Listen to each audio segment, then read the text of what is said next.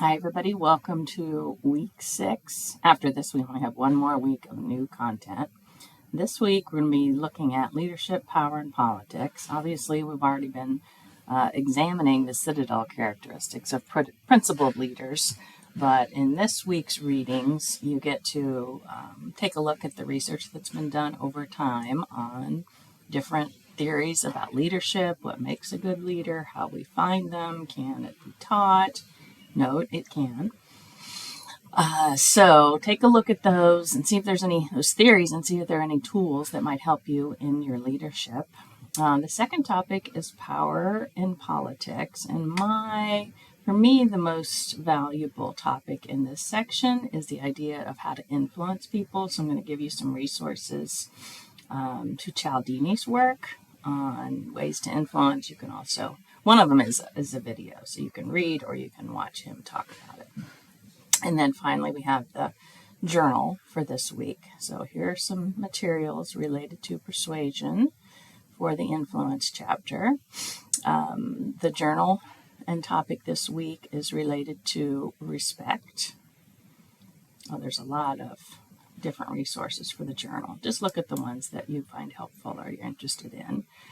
For a discussion board this week, I'm going to ask you to find an example of a leader in the headlines, someone who's infamous because they do a great job or a terrible job. See if you can use some concepts to explain why the leader was effective or not effective, and then talk about what you can learn.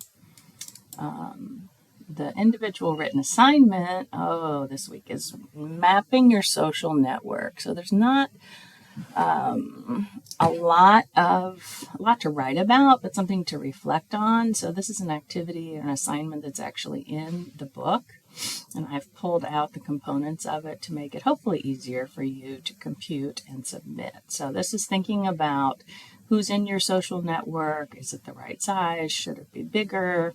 So take a look at that and just think about consciously creating a social network. Then the journal this week is respect others by building trust and learning from mistakes. So I've got some trust articles, from learning mistake articles, some respecting others resources. But for this journal, I'm going to ask you to focus on learning from mistakes. So identify a mistake you made and what you learned. Does your organization support taking risks? And can you create a plan to take more risks? So try not to think about risk in terms of huge changes. Taking a risk can be speaking up in a meeting when you don't usually speak up. It can be, talking to a stranger who's sitting next to you at a meeting you haven't met before. Certainly there's risk involved in certain jobs. If you're a police officer, a firefighter, in combat in the military, don't, of course, want to take risks when it comes to life or death. Think about risks in terms of your leadership. What might you try as a different leadership approach? Take a risk to ask for feedback, to give feedback.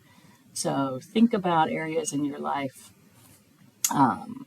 where you can take a risk safely and maybe learn from that, and then think about how you might help others do the same.